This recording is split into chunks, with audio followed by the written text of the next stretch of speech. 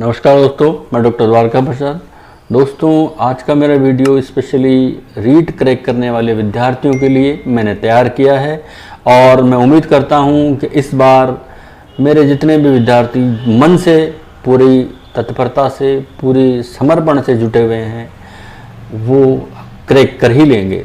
और ये मेरा वीडियो भी उन्हीं को समर्पित है जो पूरे डेडिकेशन के साथ, तैयारी से, पूरे मन से, हृदय से लगे हुए हैं तैयारी पे और जिनको ये एग्ज़ाम पास करना है, क्रैक करना है। दोस्तों, आज का वीडियो मैंने स्पेशली इस तरह से बनाया है कि इसमें हमें क्या करना है और क्या नहीं करना है, इस पे ये मेरा वीडियो है।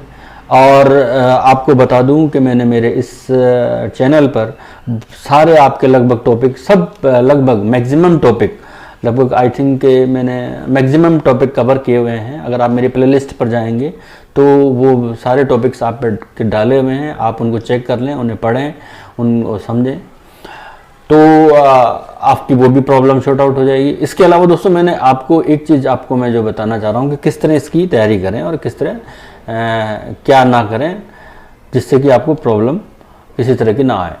तो दोस्तों, मैं आपको ये बताने जा रहा हूँ कि ये जो क्वेश्चन पेपर है साइकोलॉजी का, ये 30 मार्क्स का होगा। उसमें 12 क्वेश्चंस के लगभग या 12 मार्क्स के लगभग, ये मानिए कि ऐसे आएंगे जो डायरेक्ट क्वेश्चंस आएंगे जिनमें आपको डायरेक्ट ये पूछा जाएगा कि ये प्रिंसिपल किस साइकोलॉजिस्ट के द्वारा या मनोवैज्ञानिक के द्वारा प्रतिपादित किया गया था। इस साइकोलॉजिकल डेफिनेशन का प्रतिपादक कौन था या किसने ये डेफिनेशन दी थी। तो ये सीधे सीधे वाले होंगे, या किस साइकोलॉजिस्ट ने कौन सा जानवर अपने प्रयोग के दौरान यूज किया था। तो इस तरह के क्वेश्चंस होंगे जो आपके, चूँकि आप डेडिकेशन से लगे हुए हैं, आपने बुक पढ़ी हुई है, आपने नोट्स पढ़े हुए हैं, तो आप आराम से इस तरह के प्रश्नों को दे देंगे। लेकिन कुछ प्रश्न जो लगभग 17-18 क्वेश्चंस के होते हैं और 17-18 मार्क्स के होते हैं, वो आपके लिए वो क्वेश्चंस होते हैं जो आपको सोच समझकर आंसर देने वाले होते हैं। तो उनमें आपको अपनी बुद्धि लब्धि का यूज करना होगा, आपका EQ जो होता है उसको यूज करना होगा और उसी के द्वारा आपको ये तैयारी करके अपने आप को प्रिपेयर करना होगा पूरी तरह से। तो अब मैं आपको ये बताना चाहूँगा कि हमें क्या करना चाहिए और क्या नहीं करना चाहिए। दोस्तों, सबसे पहले तो मैं आपको बता दूं, चूँकि इसमें डायरेक्ट और कुछ क्वेश्चंस इनडायरेक्ट वाले होते हैं जिनको सोच समझ के देने वाले होते हैं, तो हमारी जो तैयारी है बहुत सेलेक्टिव तैयारी होनी चाहिए कि हमें जो सिलेबस है वो आपको आसानी से इंटरनेट पर अवेलेबल है, पहली बात तो। और मैंने मेरी वीडियो में भी अपना लगभग काफ़ी समय पहले ये आपका जो है ना सिलेबस अपलोड कर दिया था, बता दिया था, मैंने जानकारी दे दी थी क्या क्या आ सकता है और बहुत ज़्यादा चेंजेस भी नहीं आया उसमें। तो उसी के अकॉर्डिंग आपको तैयारी करनी है। तो इसमें आपको ये देखना है कि हमें करना क्या है। तो एक तो सबसे पहले तो ये है कि आपको बहुत अधिक बुक्स के चक्कर में नहीं पढ़ना है, बहुत अधिक गाइड्स के चक्कर में नहीं पढ़ना है, क्योंकि जितनी ज़्यादा बुक्स होंगी, जितनी गाइड होंगी, आप कंफ्यूज्ड होंगे। तो आपको कन्फ्यूजन की स्थिति नहीं रखनी है। आप किसी अच्छी बुक एक अच्छी गाइड साथ रखिए और उसी को पढ़िए और बार बार उसी को रिवीजन करिए, उसी से तैयारी करिए। और अपने जिस मेज पर आप बैठ कर पढ़ते हैं उस पर आप हर एक सब्जेक्ट का जो है सिलेबस पूरा अलग से रख लीजिए और उसी को टाइम बांट लीजिए। टाइम मैनेजमेंट आप ज़रूर करिए, क्योंकि टाइम मैनेजमेंट बहुत ज़रूरी है। लगभग इस वक्त आपको अकॉर्डिंग टू मी, क्योंकि I am being a psychologist, आपको लगभग 7-8 घंटे अगर आप पढ़ते हैं और 1 घंटा आप रिवीजन, 7 घंटे भी, ये 6 घंटे पढ़ते हैं और 1 घंटा रिवीजन कर लेते हैं, तो वो आपके लिए बहुत ज़रूरी है इस वक्त, क्योंकि टाइम ज़्यादा रहा नहीं है। फरवरी में शायद इसका एग्ज़ाम है और अगर आप 7 घंटे पढ़ते हैं तो 1 घंटा फिर आपके लिए रिवीजन का बहुत है। ये सफिशिएंट है एक दिन के लिए। और जब आप नेक्स्ट डे उठते हैं तो फिर आप उसको रिवीजन करिए। फिर 3 दिन जब खत्म होने जा रहे होते हैं तो फिर रिवीजन करिए।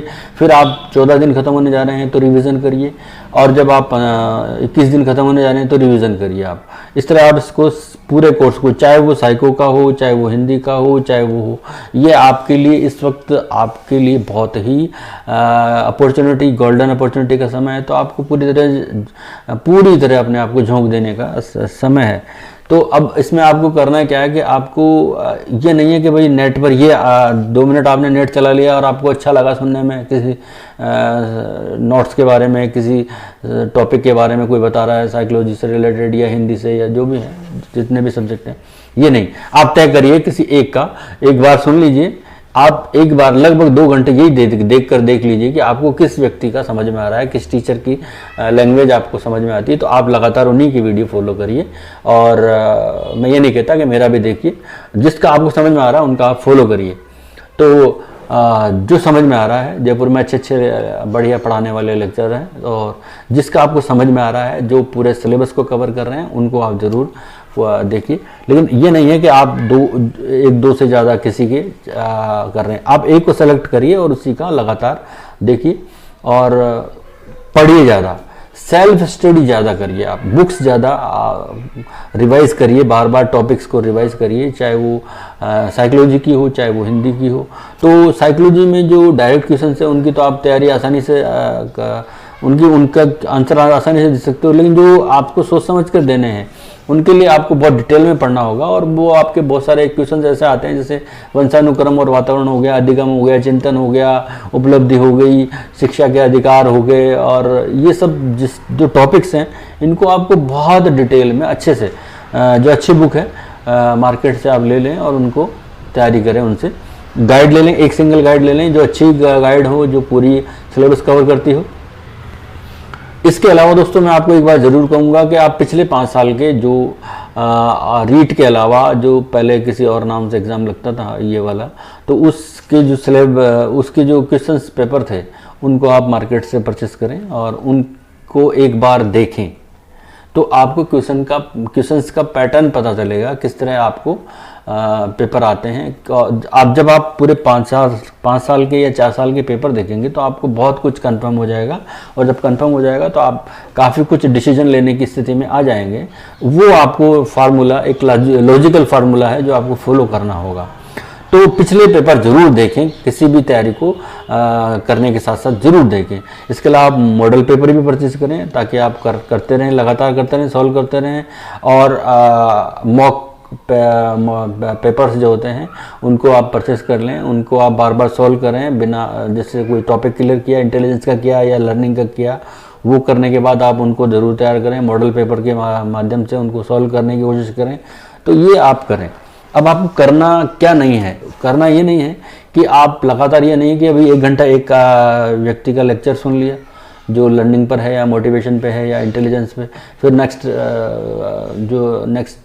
टाइम आएगा अगला 1 घंटा, उसमें आपने किसी दूसरे का, फिर तीसरे का, तो वो कन्फ्यूज्ड वाली स्थिति हो जाएगी। आपको एक व्यक्ति का जो आपको समझ में आ रहा है, जिसकी भाषा शैली आपको समझ में आ रही है, जो सिलेबस कवर कर रहे हैं और जो अच्छे से आपको समझ में आ रही है, उसको फॉलो करना है, वो आपको देखना है। दूसरी बात, वो तब देखना है जब आप पढ़ाई कर रहे हैं किसी बुक और गाइड से और फिर आपको समझ में नहीं आ रहा है। नहीं तो सेल्फ स्टडी का कोई मुकाबला नहीं है दोस्तों। सेल्फ स्टडी जो आप करेंगे, आप बुक ले लें और आपकी जो गाइड आपके पास में पड़ी रहेगी। पहले आप सिलेबस को थ्योरेटिकल पूरी तरह से पढ़िए, क्योंकि कोई क्वेश्चन कैसे बनता है ये कोई गाइड तय नहीं कर सकती और कोई टीचर नहीं बता पाएगा। आप जब पढ़ेंगे पिछले 5 साल के पैटर्न वाले जो है क्वेश्चंस लाकर, तो आपको खुद को समझ में आएगा कि एक्चुअली क्वेश्चंस तैयार कैसे होते हैं, तो किस तरह के क्वेश्चन आ सकते हैं। तो आपको ज़्यादा इसमें से परेशान होने की ज़रूरत नहीं है। आप पिछले 5 साल के पेपर ज़रूर लेके आएँ और उनके माध्यम से ये क्लियर कर लें कि क्या है। तो आपको एक तो टाइम वेस्ट नहीं करना है इस तरह के कामों में। इसके अलावा आपको ये देखना है कि आपको 6 से 7 घंटे ज़रूर पढ़ना, उसमें 1 घंटा रिवीजन का ज़रूर रखना है। और अगर आप प्रैक्टिस करते हैं तो अपने मॉडल पेपर से ले लिए और उन पे आपने जो टॉपिक किया उसका मॉडल पेपर के माध्यम से उनको बार बार जो है उन पर क्वेश्चन आंसर जब करेंगे आप तैयारी, तो आपका काफ़ी तैयारी अच्छी खासी हो जाएगी। कोचिंग इस वक्त कोविड के चलते हो नहीं रहे हैं, तो आपका टाइम बच रहा है लगभग। अभी इस तरह का कुछ है नहीं। और एक आपको अपने मोबाइल से डिस्टेंस बनानी पड़ेगी दोस्तों, एंड्रॉयड मोबाइल से। आप ये नहीं कि भाई चलता रहा तो कुछ ना कुछ, क्योंकि सोशल मीडिया है, इसमें बहुत कुछ ऐसी चीज़ें आती रहती हैं जो आपको ध्यान भी डाइवर्ट करती है, टाइम भी ख़राब करती हैं। उनसे आप बचें और उनको दूर रखें। यानी कि इस एंड्रॉयड मोबाइल को अभी काम केवल आपके रीड्स के लिए लें, और वो भी एक लिमिटेड टाइम के लिए लें, बिल्कुल लिमिटेड। आप तय कर लें, आप मन से तय कर लें कि मुझे सिर्फ ये जानकारी के लिए ही एंड्रॉयड फ़ोन की ज़रूरत है, या घर पे फ़ोन करना है, या किसी जानकार को फ़ोन करना है, तो उसके लिए काम मिले। इसके अलावा कोई भी काम के लिए इसको यूज़ ना करें, क्योंकि ये आपके टाइम को खाने के अलावा और कुछ नहीं करेगा, आपके समय को ख़राब करने के अलावा कुछ नहीं करेगा। तो ये है। इसके अलावा दोस्तों जितने और सब्जेक्ट हैं मनोविज्ञान के अलावा, उनके लिए आप पुरानी जो RBSC की हैं या NCERT की बुक्स हैं उनको ज़रूर देखें। ये एक बहुत अच्छी हमने पिछले में, क्योंकि मैंने 2000 में MSc की थी, PG किया था साइकोलॉजी से, तो तब से लेके हमने आज तक हमने ये देखा है कि NCERT की बुक हो चाहे RBSC की बुक हो, तो चूँकि ये हमारा रीट का एग्ज़ाम जो है राजस्थान गवर्नमेंट के द्वारा हो रहा, तो RBSC की और NCERT की बुक्स आप ज़रूर पढ़ें। आपकी बहुत सारी प्रॉब्लम तो वहीं सॉल्व हो जाएगी, क्योंकि बेसिक नॉलेज आपको वहीं से मिल जाएगा, चाहे वो किसी भी सब्जेक्ट का क्यों ना हो। तो ये है।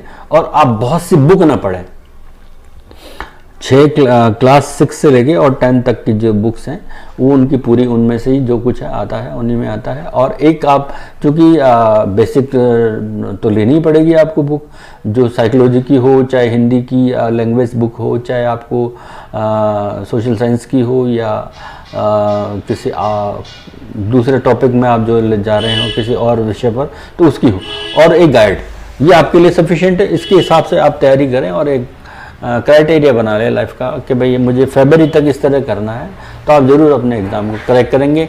और दोस्तों मैं आपको विश्वास दिलाता हूं कि आप सुबह उठने से पहले अपने हथेलियों को खोलें और आप ये देखें, और पूरी तरह खोल कर ये देखें कि मैं आज पूरे 7 घंटे पढ़ूंगा पूरी तरह से, जिसमें 1 घंटा मेरा रिवीजन का भी है, और मैं इस एग्ज़ाम को इस बार क्रैक कर दूंगा। ये सोच के आप उठें और ये करने के साथ पॉजिटिव रहें, नेगेटिव बिल्कुल नहीं होना है। ऐसा कोई एग्ज़ाम नहीं है, ऐसा कोई वो नहीं है जिसको पूरा किया नहीं जा सके, क्रैक नहीं किया जा सके। इसको आप क्रैक कर लेंगे। बहुत बड़ा एग्ज़ाम नहीं है, बहुत ज़्यादा इसमें वो नहीं है, लेवल का नहीं है।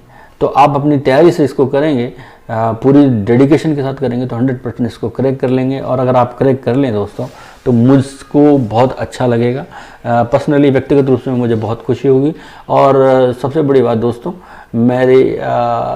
जो मैं आपको कहना चाहता हूँ, मेरे इस चैनल को आप जो है न केवल मोटिवेशनल के रूप में देखें, आपके टॉपिक्स भी एक बार अगर आपको समझ में आते हैं तो देखिए, नहीं तो आप जिस भी टीचर के साइकोलॉजिकल टीचर के जो अभी यूट्यूब पर हैं या जो सोशल मीडिया पर जो भी हैं, जो आपको समझ में आते हैं उनके ज़रूर देखें। और मेरी प्लेलिस्ट में एक बार आप जाएं, आपके टॉपिक्स के ऊपर मैंने काफ़ी जानकारी दे रखी है। मेरे क्वेश्चंस बैंक पूरी तरह तो नहीं है, पर हाँ मैंने काफ़ी क्वेश्चंस भी आपको जानकारी के लिए दे रखे हैं। तो आप लर्निंग का भी देख सकते हैं, आप इंटेलिजेंस का भी देख सकते हैं, आप मोटिवेशन का देख सकते हैं, आपका जो है डेवलपमेंट से रिलेटेड जो किशोरावस्था, गर्भधारण से लेकर के किशोरावस्था तक की जो अवस्थाएं हैं, उस तक का पूरा अपना वंशानुक्रम और वातावरण, ये सारा उसमें आ जाएगा। तो ये सारा जो है उसके अंदर देखें, आप मिल जाएगा। और अपनी तैयारी से करें, पूरे मन से करें, डेडिकेशन के साथ करें, और ज़्यादा झंझट में ना पड़े, कंफ्यूज ना हो। एक टीचर, एक बुक, एक गाइड और एक पर्टिकुलर टाइम कि मुझे इतने घंटे पढ़ना है तो पढ़ना है, इस बार मुझे ये क्लियर करना है, क्रैक करना है तो क्रैक करना ही है। इस सोच के साथ प्रतिदिन उठें और रिवीजन ज़रूर करें, तो आप इस एग्ज़ाम को फाइट कर लेंगे दोस्तों, और लाइफ का एक अच्छा गोल आप अचीव कर लेंगे। इसी शुभकामना के साथ मेरा वीडियो यहीं तक था। धन्यवाद दोस्तों। कोई आपको किसी तरह का क्वेश्चन आपके दिमाग में चल रहा हो टॉपिक से रिलेटेड या कुछ भी, तो आप मेरे कमेंट बॉक्स में आइए और कमेंट करिए, मैं आपके लिए हाजिर हूँ हमेशा। और मेरी एक आपसे रिक्वेस्ट है कि आप मेरे चैनल को सब्सक्राइब कर दें और शेयर कर दें, ताकि दूर दराज के लोगों को, जिनको जानकारी कम है या जिन बच्चों को पूरा नहीं जा पा रहा है, उन तक भी ये पहुंचने की स्थिति में आ जाए। क्योंकि मेरी प्लेलिस्ट में ये सारे टॉपिक्स दिए हुए हैं। धन्यवाद दोस्तों, थैंक यू वेरी मच।